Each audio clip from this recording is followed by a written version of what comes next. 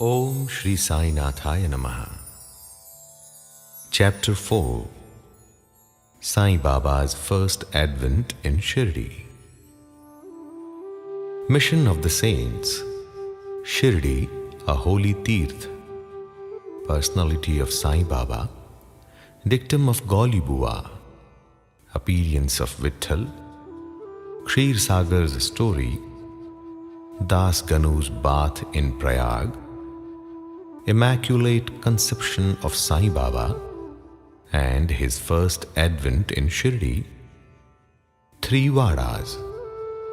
In the last chapter, I described the circumstances which led me to write Sai Satcharita. Let me now describe the first advent of Sai Baba in Shirdi. Mission of the Saints.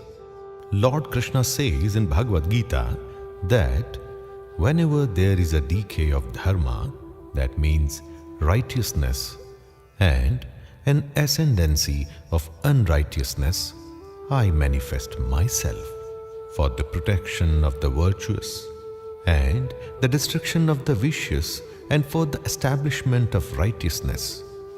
I manifest myself age after age.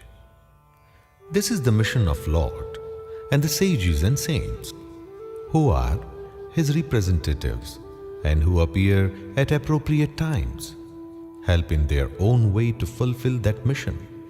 For instance, when the twice born, that is, the Brahmins, the Kshatriyas and the Vaishyas neglect their duties, and when the Shudras try to usurp the rights of the higher classes, when spiritual preceptors are not respected but humiliated, when nobody cares for religious instructions, when everybody thinks himself very learned, when people begin to partake of forbidden foods and intoxicating drinks, when under the cloak of religion people indulge in malpractices, when people belonging to different sects fight amongst themselves, when Brahmins fail to do Sandhya adoration and the Orthodox leaves their religious practices, when yogis neglect their meditation, when people begin to think that wealth, progeny, wife are their sole concern, and thus turn away from the true path of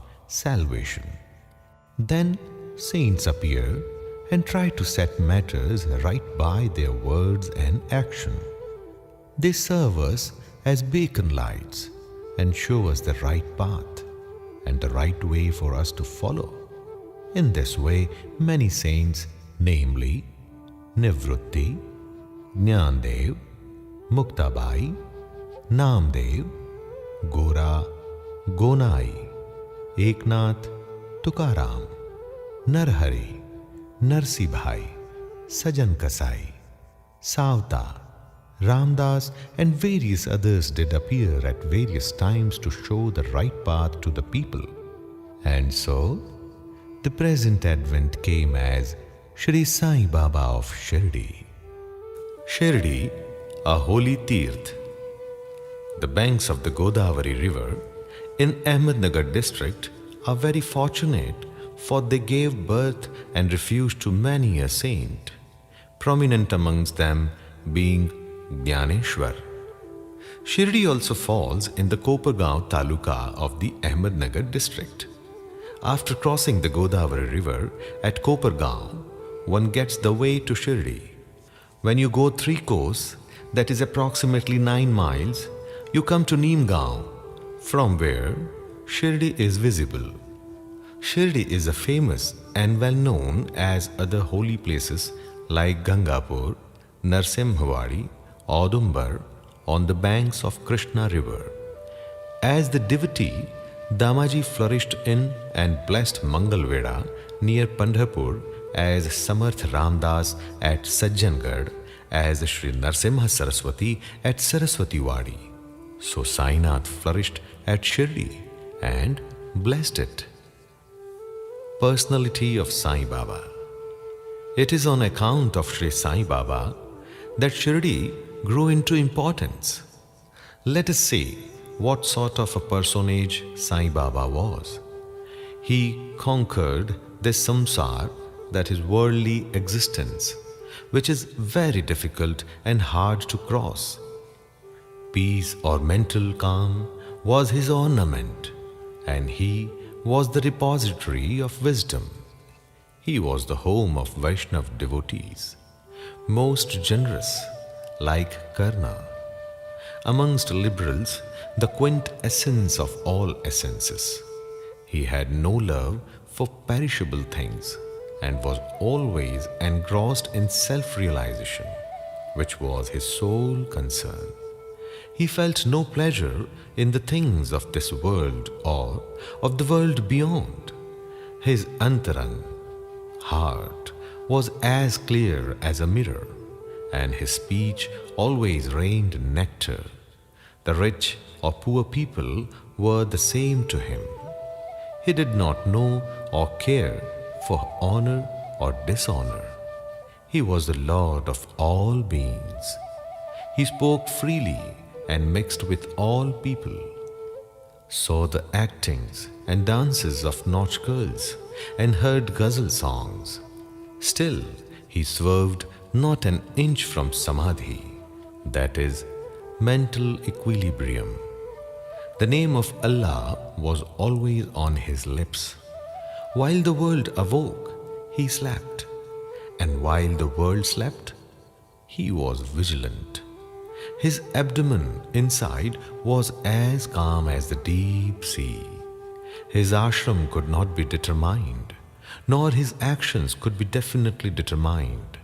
And though he sat in one place, he knew all the transactions of the world. His darbar was imposing. He told daily hundreds of stories. Still, he swerved not an inch from his vow of silence.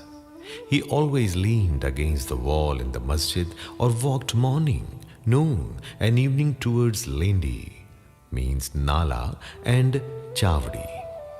Still, he at all times abided in the self. Though a siddha, he acted like a sadhaka. He was meek, humble and egoless and pleased all. Such was Sai Baba, and as the soil of Shirdi was trodden by Sai Baba's feet, it attained extraordinary importance. As Jnaneshwar elevated Alandi, Eknath did to Paithan, so Sai Baba raised Shirdi.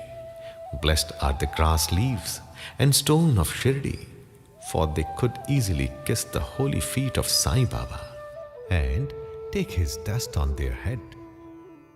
Shirdi became to us devotees another Pandharpur, Jagannath, Dwarka, Banaras and Rameshwar, Badri Kedar, Nasik Trambakeshwar, Ujjain and Mahakaleshwar or Mahabaleshwar Gokarna. Contact of Sai Baba in Shirdi was like our Veda and Tantra. It quietened our sansara, means world consciousness, and rendered self-realization easy. The darshan of Shri Sai Baba was our yoga sadhana, and talk with him removed our sins. Shampooing his legs was our bath in Triveni Prayag, and drinking the holy water of his feet destroyed our desires and sins. To us, his commands were Vedas, and accepting that is eating his udi, that is sacred ashes, and prasad was all purifying. He was our Sri Krishna and Sri Rama, who gave us solace, and he was our Par Brahma, means absolute reality. He was himself beyond the pair of dvandvas, means opposite, never dejected nor elated. He was always engrossed in his self as existence, knowledge and bliss. Shirdi was his center, but his field of action extended far wide to Punjab, Calcutta, North India, Gujarat, Dhaka, now in Bangladesh, and Konkan.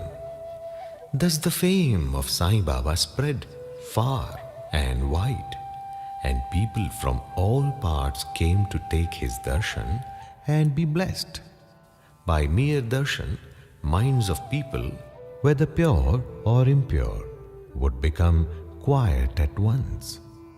They got here the same sort of unparalleled joy that devotees get at Pandharpur by seeing Vitthal Rakhumai. This is not an exaggeration. Consider what a devotee says in this respect. Dictum of Gaulibua. An old devotee by name Gaulibua, aged about 95 years, was a Varkari of Pandhari. He stayed for 8 months at Pandharpur and 4 months Ashadh to Kartik, that is July to November, on the banks of Ganges. He had a donkey with him for carrying his luggage and a disciple as his companion. Every year he made his wari or trip to Pandharpur and came to Shirdi to see Sai Baba, whom he loved most. He used to stare at Baba and say, "This is Pandharinath Vitthal incarnate, the merciful Lord of poor and helpless." This Gaulibua was an old devotee of Vithoba and had made many a trip to Pandhari, and he testified that Sai Baba was real Pandharinath. Vitthal himself appeared. Sai Baba was very fond of remembering and singing God's name. He always uttered Allah Malik, that is, God is Lord, and in his presence made others sing God's name continuously, day and night, for 7 days. This is called Nam Saptah. Once he asked Das Kanu Maharaj to do the Nam Saptah. He replied that he would do it, provided he was assured that Vitthal would appear at the end of the 7th day. Then Baba, placing his hand on his chest, assured him that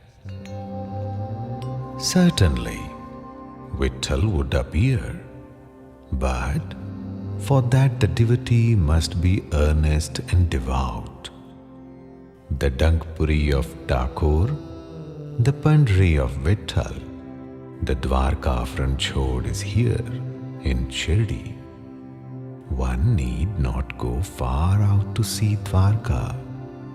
Will Vitthal come here from some outside place? He is here.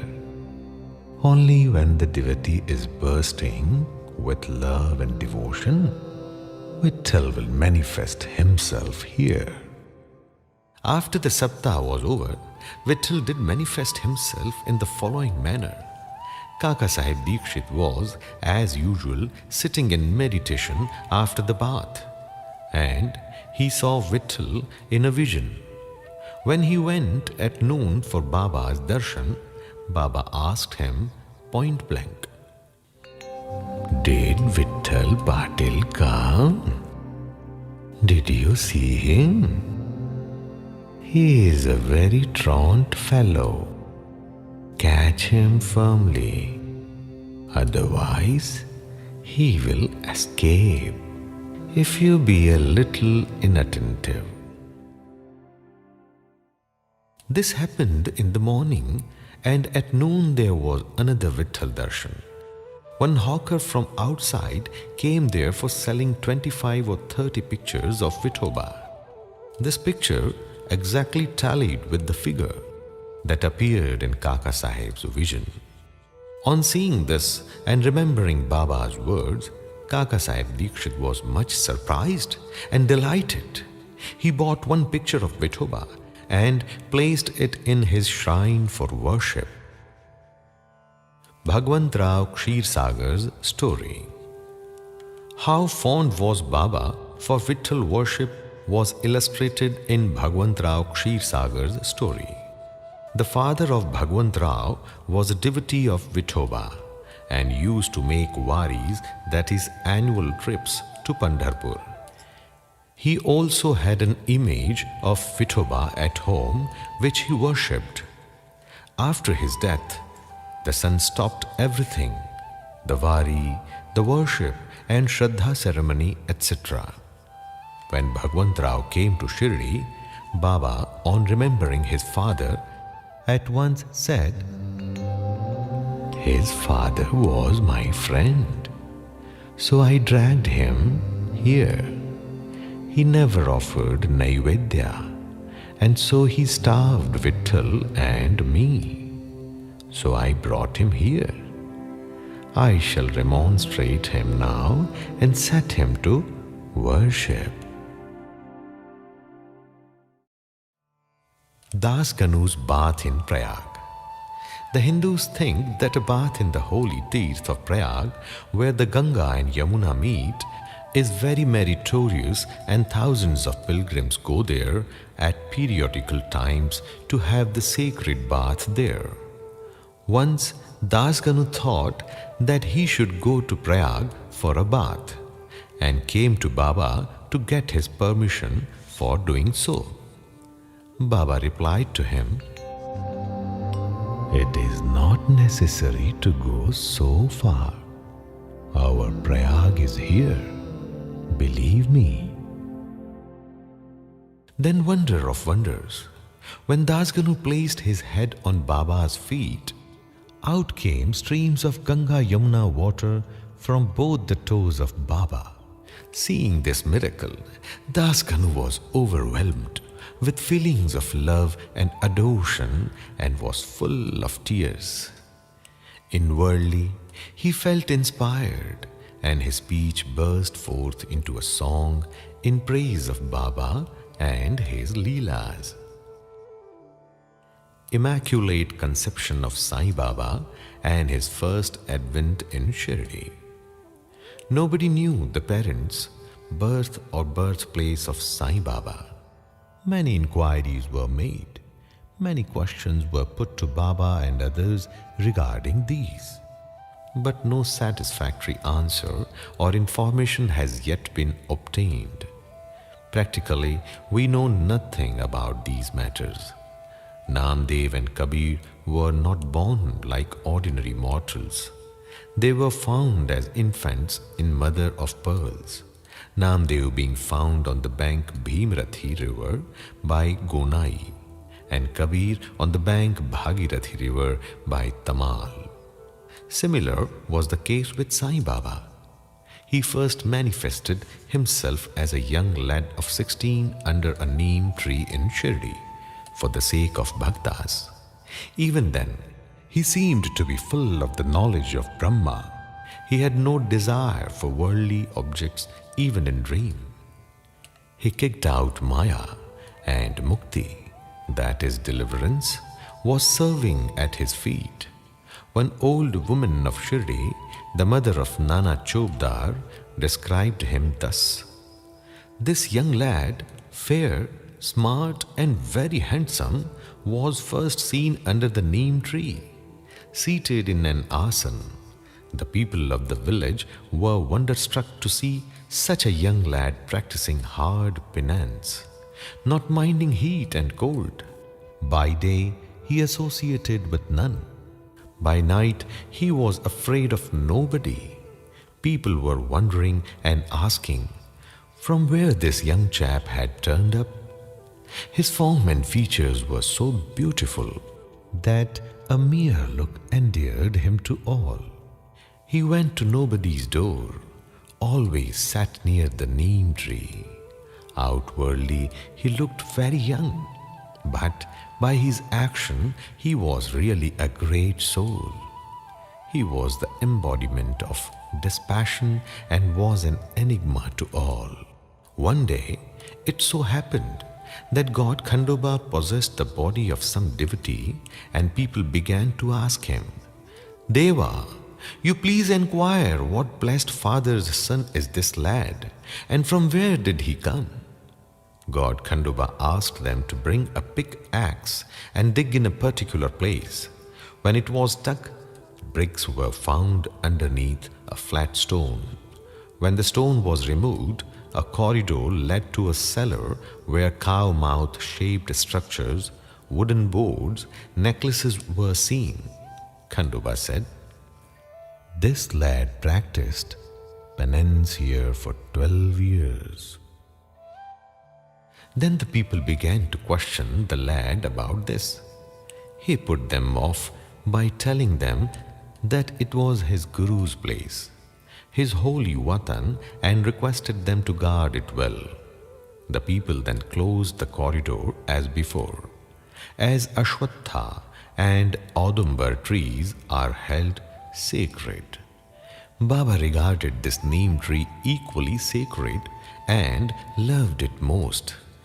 Mahalsapati and other Shirdi devotees regard this site as the resting place, that is, Samadhi Sthan of Baba's Guru, and prostrate before it. Let's hear about the three Vadas. The site with the neem trees and surrounding space was bought by Mr. Hari Vinayak Sathe, and on this site a big building styled Sathe's Vada was erected. This Vada was the sole resting place for pilgrims who flocked there. A par platform was built round the neem tree and lofts with steps were constructed. Under the steps, there is a niche facing south and devotees sit on the par platform facing north. It is believed that he who burns incense there on Thursday and Friday evenings will by God's grace be happy. This Vada was old and dilapidated and needed repairs. The necessary repairs, additions and alterations have been made now by the Sansthan. Then, after some years, another Vada, Dikshit's Vada, was constructed. Kaka Sahib Dikshit, solicitor of Bombay, had gone to England. He had injured his leg by an accident there. The injury could not be got rid of by any means. Nana Sahib Chandorkar advised him to see Sai Baba. So, he saw Sai Baba in 1909 and requested him to cure the lameness of his mind rather than of his leg. He was so much pleased with the darshan of Sai Baba that he decided to reside in Shirdi. He built a Vada for himself and other devotees. The foundation of this building was laid on 10/12/1910. On this day, two other important events took place. First, Mr. Dada Sahib Khaparde was given permission to return home, and number two, the night aarti at the Chavdi was started. The Vada was completed and was inhabited on the Ram Navami day in 1911 with due rites and formalities. Then another Vada or palatial mansion was put up by the famous millionaire Mr. Bhooty of Nagpur.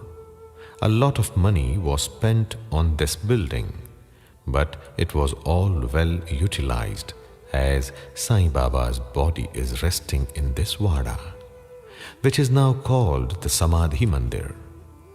The site of this mandir formerly had a garden, which was watered and looked after by Baba. Three Vadas thus came up, where there was none formerly. Of these, Sathe's Vada was most useful to all in the early days. The story of garden, which was attended by Sai Baba with the help of Vaman Tatya, the temporary absence of Sai Baba from Shirdi, and his coming again to Shirdi with the marriage party of Chand Patil, the company of Devi Das, Janki Das and Gangagir, Baba's wrestling match with Mohiddin Tamboli, residing in the masjid, love of Mr. Dengle, and other devotees and other incidents will be described in the next chapter. Bow to Shri Sai. Peace be to all. Shri Sai Narayana Narayana Hari Hari.